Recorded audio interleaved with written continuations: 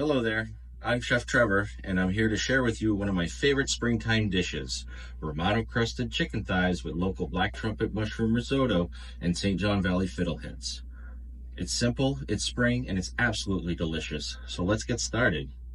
First, I like to start with my risotto. I cook my risotto into two parts. I like to par cook it, chill it, and then it's ready to use after that for whatever I want to add to it. So let's start with our par cooking process. First, I'll take a little bit of olive oil and put it in the bottom of my pan. I have some fine minced white onions that we pop into the hot pan. Now, I want to cook these a little bit slowly. I just want them to be light in color. Just want to get the white out of them, nice and translucent, and you don't want them to have any color. We'll be using arborio rice, which is the traditional rice that we use for risotto. It is a short grain rice with a larger belly, soaks up chicken stock, leaves it pearly feeling to your palate. I will start by adding some rice to this. We'll get it toasted. Now, the reason we're adding this to our oil now and getting a little bit toasted, it's going to keep those grains separated. They won't stick together, they won't get mushy. This is what we're looking for with our risotto. So, we got that going. All the grains are coated. The little pearl inside makes a nice little opaque color. That's when you know you're ready for your next step. After this, we'll be adding a little bit of white wine to the glaze. We pop it in our pan. We'll let it reduce. Once the wine is gone, we have hot chicken stock ready to go over here. You always want to use hot stock so it cooks quickly, properly, and it won't overcook and turn mushy. The last thing you want is mushy risotto. Our wine is just about gone already. So now we'll add a few scoops of chicken stock. I want to add just enough to cover my rice. And the rice is just going to soak it in. We're slowly adding chicken stock and the rice keeps absorbing and absorbing. This will make for a fantastic flavor. So that's simmering away. We'll add more chicken stock once that is gone. We'll do that 2 more times until it's fully cooked. So till then, we're just going to, after our additions, we add it into a shallow pot or a shallow pan. This is so it can cool quickly. We want it to cool quickly so it doesn't overcook. I will pop this in our fridge. And I have some that I've prepared already. This has been chilling for an hour. We got the nice grains. It's all the juice is soaked up. They're nice, grainy, tender, separated, just how we like them. I'll get my next pan ready to go. And this is how we'll prepare our risotto. I have my spoon. And I add some rice to my pan.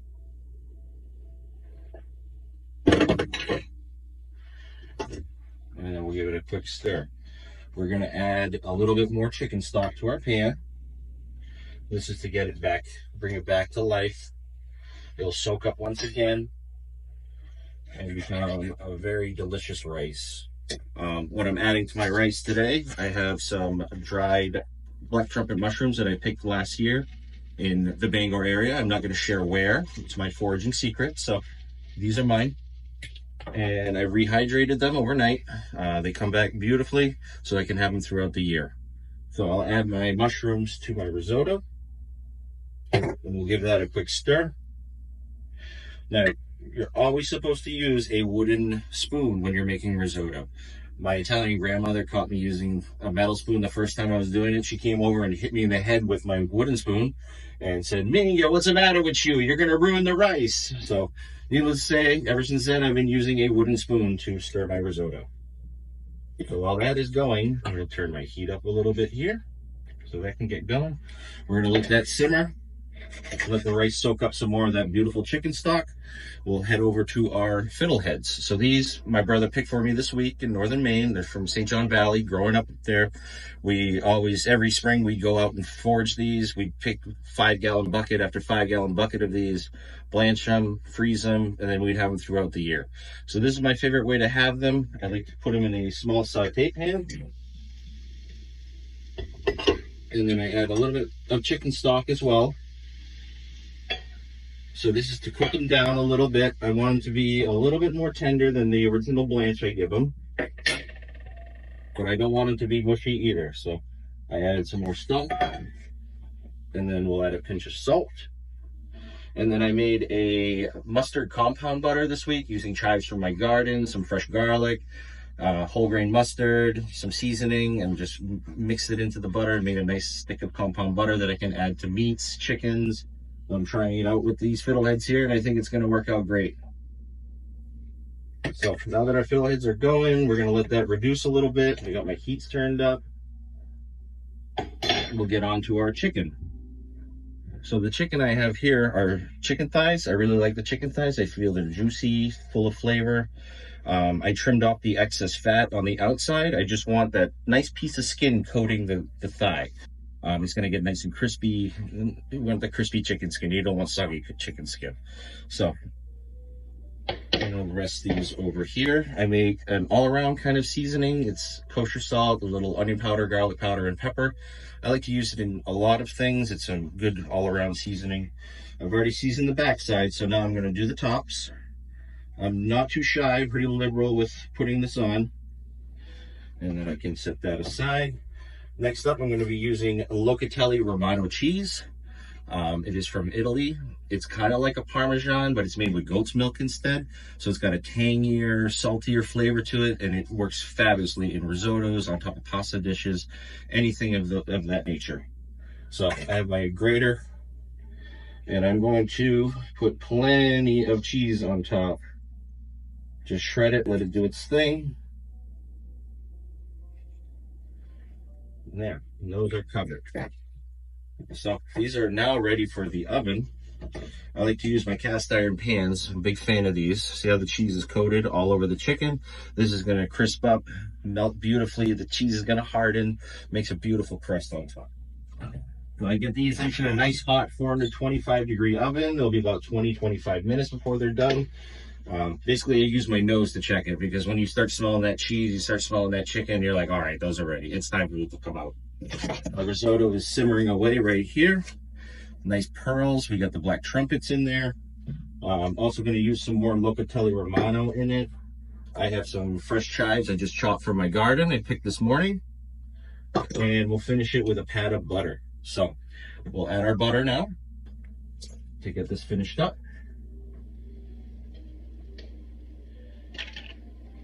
And then I'll add a nice sprinkle of chives. Fresh herbs, you can't beat them. And then I will add, just grate away. There's never enough cheese. Like Grammy used to say, risotto without cheese is like a kiss without a squeeze. So load it up. All right, and I got my spoon again. We'll give this a stir. This is just about finished. Risotto you want to let rest. It's going to tighten up. The starches come out of the rice. The sauce will tighten up and thicken just a little bit. The butter's going to help with that too. And then our fiddleheads are getting very close. So I might take just a little bit of the juice out. I have a little too much. We'll remove that. I'm going to add my compound butter to my fiddleheads. And then we'll give those a quick stir. Now, these should be fantastic. So, and then now our risotto is just about done. I'm gonna let that reduce just another minute. It's almost tightened up just enough. Meanwhile, we'll check on our chicken thighs. And the magic of video. Look at that, my oven's fast. So, nice crispy skin. You can hear it crunching barely, but you can hear it crunching. I'm telling you, they're crispy. Just how we like them. They're gonna fall right off the bone. Delicious flavor. Our fiddleheads are just about done as well. And our risotto just needs to drink a little bit more of that stock. And then we'll be ready to plate.